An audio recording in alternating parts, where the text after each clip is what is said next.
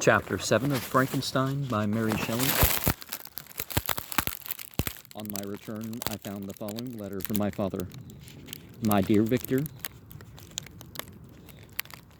you have probably waited impatiently for a letter to fix the date of your return to us, and I was at first tempted to write only a few lines merely mentioning the day on which I should expect you. But that would be a cruel kindness, and I dare not do it. What would be your surprise, my son, when you expected a happy and glad welcome, to behold, on the contrary, tears and wretchedness? And how, Victor, could I relate our misfortune? Absence cannot have rendered you callous to our joys and griefs. And how shall I inflict pain on my long-absent son? I wish to prepare you for the woeful news, but I know it is impossible. Even now, your eye skims over the page to seek the words which are to convey to you the horrible tidings. William is dead, that sweet child whose smiles delighted and warmed my heart, who was so gentle yet so joyous. Victor, he is murdered. I will not attempt to console you, but will simply relate the circumstances of the transaction. Last Thursday, May 7th, I, my niece, and your two brothers went to walk at Plain Place.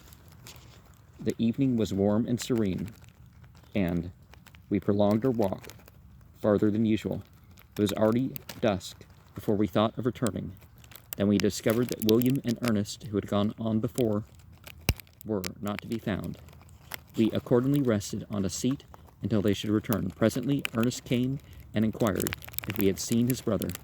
He said that he had been playing with him, that William had run away to hide himself, and that he vainly sought for him, and afterwards waited for him a long time, but that he did not return. This account rather alarmed us, and we continued to search for him until nightfall, when Elizabeth conjectured that he might have returned to the house.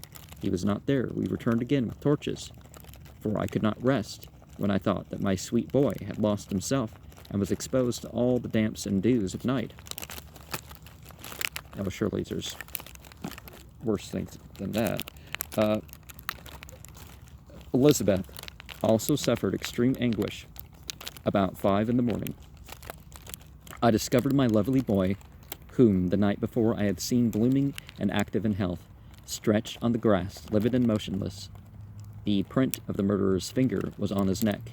He was conveyed home, and the anguish that was visible in my countenance betrayed the secret to Elizabeth. She was very earnest to see the corpse. At first I attempted to prevent her, but she persisted, and entering the room where it lay, hastily examined the neck of the victim, and clasping her hands, exclaimed, "Oh God, I have murdered my darling child." She fainted and was restored with extreme difficulty. When she again lived, it was only to weep and sigh. She told me that the same evening William had teased her to let him wear a very valuable miniature that she possessed of your mother. This picture is gone, and was doubtless the temptation which urged the murderer to the deed. We have no trace of him at present, although our exertions to discover him are unremitted. But they will not restore my beloved William. Come, dearest Victor, you alone can console Elizabeth. She weeps continually and accuses herself unjustly as the cause of his death. Her words pierce my heart. We are all unhappy, but will not that be an additional motive for you, my son, to return and be our comforter? Your dear mother, alas, Victor, I now say, thank God she did not live to witness the cruel, miserable death of her youngest darling. Come, Victor, not with the brooding thoughts of vengeance against the assassin, but with feelings of peace and gentleness that will heal, instead of festering, the wounds of our minds. Enter the house of mourning, my friend, but with kindness and affection for those who love you, and not with hatred for your enemies. Your affectionate and afflicted father, Alphonse Frankenstein. Geneva, May 12th, 17...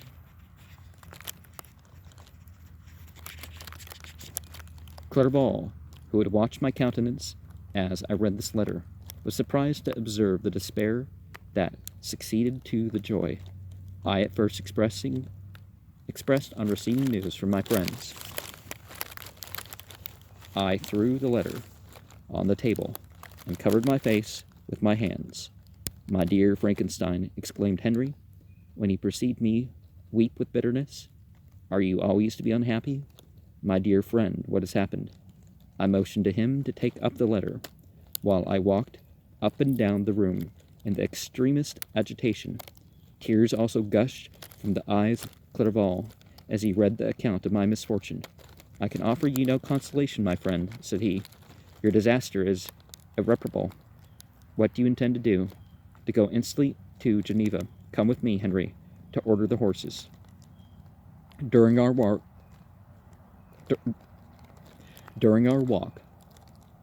Clerval endeavored to say a few words of consolation.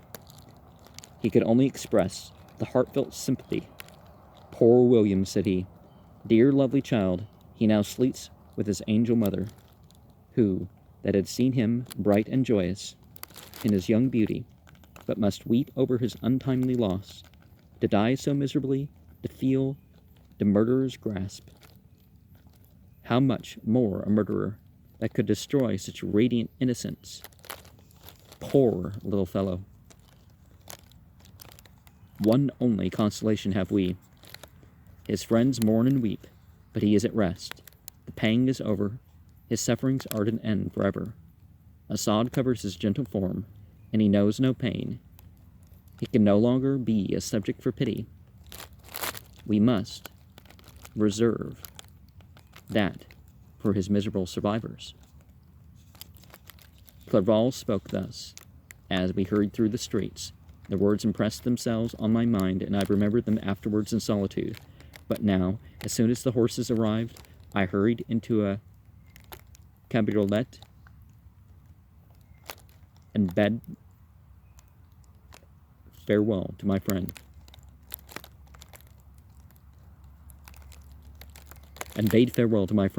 My journey was very melancholy. At first I wished to hurry on, for I longed to console and sympathize with my loved and sorrowing friends. But when I drew near my native town, I slackened my progress. I could hardly sustain the multitude of feelings that crowded into my mind. I passed through scenes familiar to my youth, but which I had not seen for nearly 6 years. How altered everything might have been during that time! One sudden and desolating change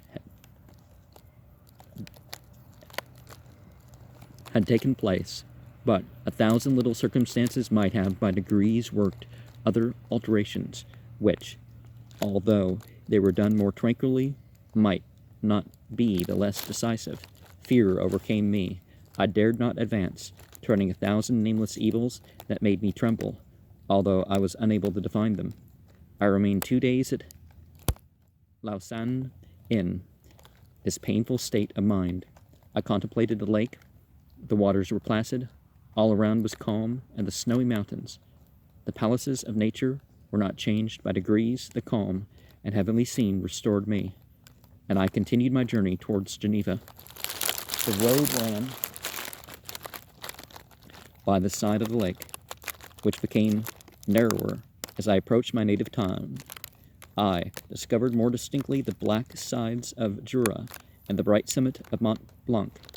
I wept like a child. Dear mountains, my own beautiful lake, how do you welcome your wanderer? Your summits are clear, the sky and lake are blue and placid. Is this to prognosticate peace, or to mock at my unhappiness? I fear my friend.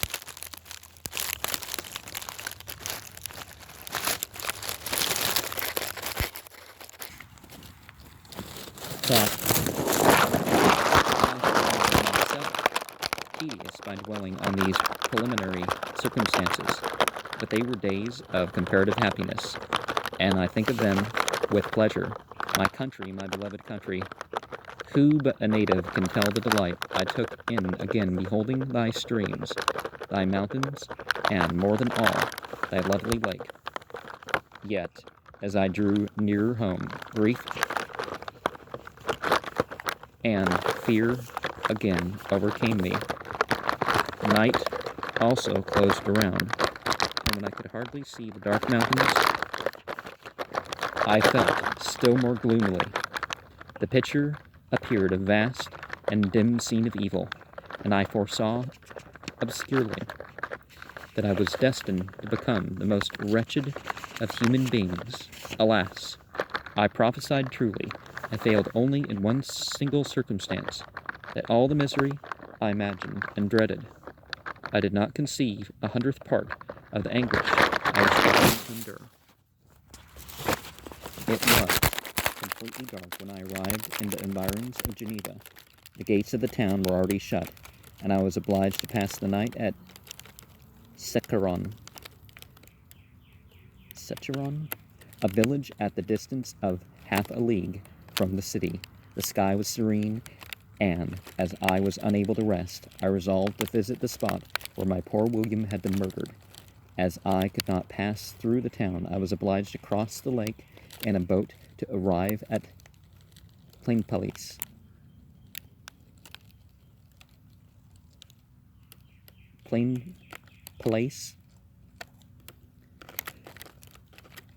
During this short voyage, I saw the lightnings playing on the summit of Mont Blanc in the most beautiful figures. The storm appeared to approach rapidly, and on landing I ascended a low hill that I might observe its progress. It advanced, the heavens were clouded, and I soon felt the rain coming slowly in large drops, but its violence quickly increased. I quitted my seat and walked on, although the darkness and storm increased every minute, and the thunder burst with a terrific crash over my head. It was echoed from Shelly, the Juras, and the Alps in Savoy. Vivid flashes of lightning dazzled my eyes, illuminating the lake, making it appear like a vast sheet of fire. Then, for an instant, everything seemed of a pitchy darkness until the eye recovered itself from the preceding flash. The storm, as is often the case in Switzerland, appeared at once in various parts of the heaven. The most violent storm hung exactly north of the town, over that part of the lake which lies between the promontory of Bellerive and the village of Copet. Another storm enlightened Jura with faint flashes, and another darkened sometimes disclosed the mole, a peaked mountain to the east of the lake. While I watched the tempest, so beautiful, yet terrific, I wandered on with a hasty step. This noble war in the sky elevated my spirits. I clasped my hands and exclaimed aloud, "William, dear angel, this is thy funeral, this thy dirge." As I said these words, I perceived in the gloom a figure which stole from behind a clump of trees near me. I stood fixed, gazing intently. I could not be mistaken. A flash of lightning illuminated the object, and discovered its shape plainly to me. Its gigantic stature, and the deformity of its aspect, more hideous than belongs to humanity, instantly informed me that it was the wretch, the filthy demon to whom I had given life. What did he there? Could he be, I shuddered at the conception, the murderer of my brother? No sooner did that idea cross my imagination than I became convinced of its truth. My teeth chattered, and I was forced to lean against a tree for support. The figure passed me quickly, and I lost it in the gloom. Nothing in human shape could have destroyed that fair child. He was the murderer. I could not doubt it. The mere presence of the idea was an irresistible proof of the fact. I thought of pursuing the devil, but it would have been in vain, for another flash discovered him to me, hanging among the rocks of the nearly perpendicular ascent of Mont Selive, a hill that bounds Plainpalais on the south. He soon reached the summit and disappeared. I remained motionless.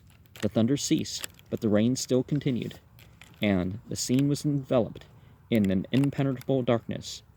I resolved in my mind the events which I had until now sought to forget, the whole train of my progress towards the creation, the appearance of the work of my own hands alive at my bedside, its departure. 2 years had now nearly elapsed since the night on which he first received life. And was this his first crime? Alas, I had turned loose into the world a depraved wretch whose delight was in carnage and misery. Had he not murdered my brother? No one can conceive the anguish I suffered during the remainder of the night, which I spent, cold and wet, in the open air, but I did not feel the inconvenience of the weather. My imagination was busy in the scenes of evil and despair. I considered the being whom I had cast among mankind and endowed with the will and power to effect purposes of horror, such as the deed which he had now done, nearly in the light of my own vampire, my own spirit, let loose from the grave and forced to destroy all that was dear to me. Day dawned, and I directed my steps towards the town. The gates were open, and I hastened to my father's house. My first thought was to discover that I had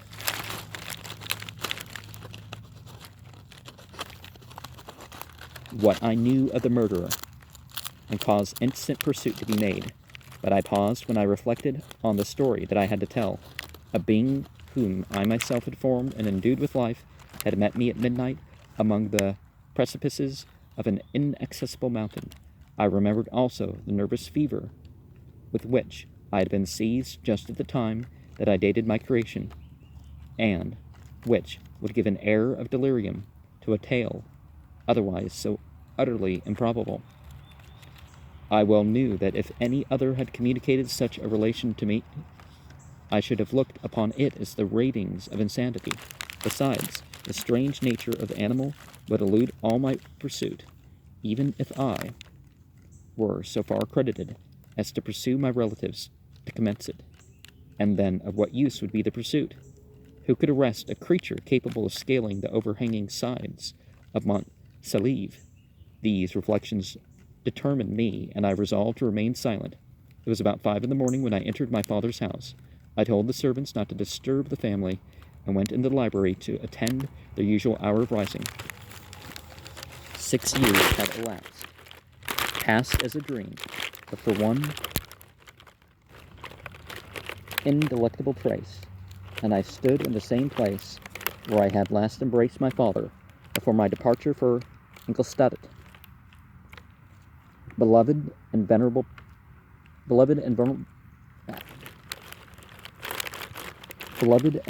parent, he still remained to me. I gazed on the picture of my mother, which stood over the mantelpiece.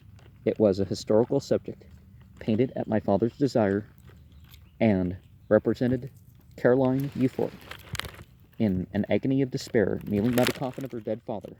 Her garb was rustic, and her cheek pale, but there was an air of dignity and beauty that hardly permitted the sentiment of pity. Below this picture was a miniature of William, and my tears flowed when I looked upon it. While I was thus engaged, Ernest entered. He heard me arrive and hastened to welcome me. He expressed a sorrowful delight to see me. "Welcome, my dearest Victor," said he. "Ah, I wish you had come 3 months ago, and then you would have found us all joyous and delighted. You come to us now to share a misery which nothing can alleviate. Yet your presence will, I hope, revive our father, who seems sinking under his misfortune, and your persuasions will induce poor Elizabeth to cease her vain and tormenting self-accusations. Poor William, he was our darling and our pride." Tears unrestrained fell from my brother's eyes. A sense of mortal agony crept over my frame. Before I had only imagined the wretchedness of my desolated home, the reality came on me as a new and not less terrible disaster. I tried to calm Ernest. I inquired more minutely concerning my father, and her I named my cousin. "She, most of all," said Ernest, "requires consolation. She accused herself of having caused the death of my brother, and that made her very wretched. But since the murderer has been discovered—" "The murderer discovered? Good God, how can that be? Who could attempt to pursue him? It is impossible. One might as well try to overtake the winds or confine a mountain stream with a straw. I saw him too. He was free last night." "I do not know what you mean," replied my brother in accents of wonder. But to us, the discovery we have made completes our misery. No one would believe it at first, and even now Elizabeth will not be convinced, notwithstanding all evidence. Indeed, who would credit that Justine Moritz, who was so amiable and fond of all the family, could suddenly become so capable of so frightful, so appalling a crime? Justine Moritz? Poor girl. Is she the accused? But it is wrongfully. Everybody knows that. No one believes it. Surely, Ernest. No one did at first, but several circumstances came out that have almost forced conviction upon us. That her own behavior has been so confused as to add to the evidence of facts a weight that, I fear, leaves no hope for doubt. But she will be tried today, and you will then hear all. He related that the morning on which the murder of a poor William had been discovered, Justine had been taken ill and confined to her bed several days. During this interval, one of the servants, happening to examine the apparel she had worn on the night of the murder, had discovered in her pocket the picture of my mother, which had been judged to be the temptation of the murderer. The servant instantly showed it to one of the others, who, without saying a word to any of the family, went on to a magistrate, and upon their deposition, Justine was apprehended. On being charged with the fact, the poor girl confirmed the suspicion in a great measure by her extreme confusion of manner. This was a strange tale, but it did not shake my faith, and I replied earnestly, "You are all mistaken. I know the murderer. Justine, poor, good Justine, is innocent." At that instant my father entered. I saw unhappiness deeply impressed on his countenance, but he endeavored to welcome me cheerfully, and after we had exchanged our mournful greeting, would have introduced some other topic than that of our disaster, had not Ernest exclaimed, "Good God, Papa! Victor says that he knows who was the murderer of poor William."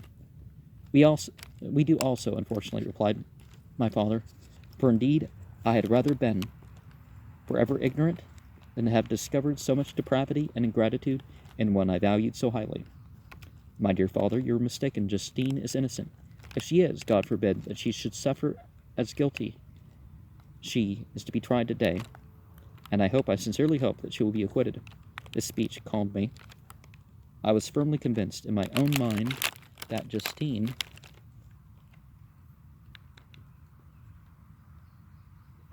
and indeed every human being was guiltless of this murder. I had no fear, therefore, that any circumstantial evidence could be brought forward strong enough to convict her. My tale was not one to announce publicly. Its astounding horror would be looked upon as madness by the vulgar.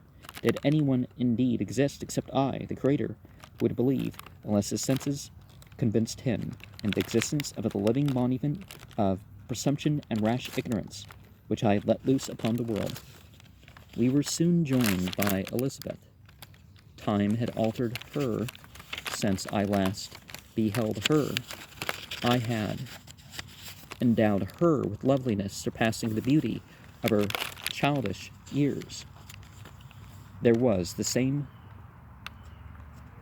candor, the same vivacity, but it was alluded to an expression more full of sensibility and intellect. She welcomed me with the greatest affection. "Your arrival, my dear cousin," said she, "fills me with hope. You, perhaps, will find some means to justify my poor, guiltless Justine, alas, who is safe. If she be convicted of crime, I rely on her innocence as certainly as I do upon my own. Our misfortune is doubly hard to us. We have not only lost that lovely darling boy, but this poor girl, whom I sincerely love, is to be torn away by even a worse fate. If she is condemned, I never shall know joy more.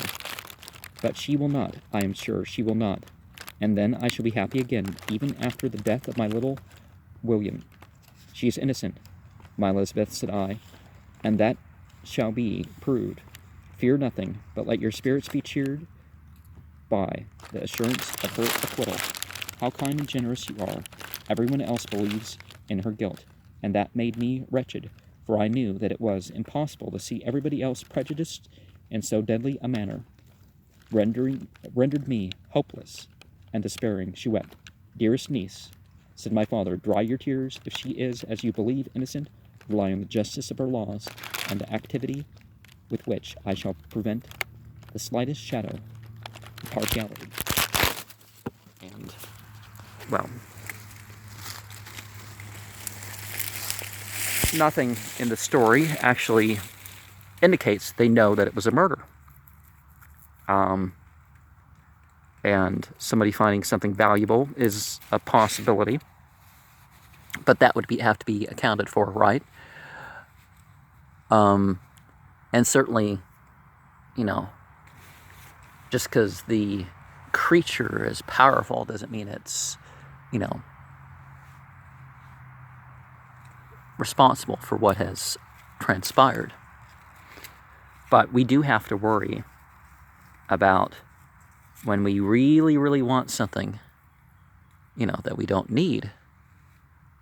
What are we willing to do to get it, right? Are we going to go too far? So we need to temper that rather than just arranging what our wants are, right?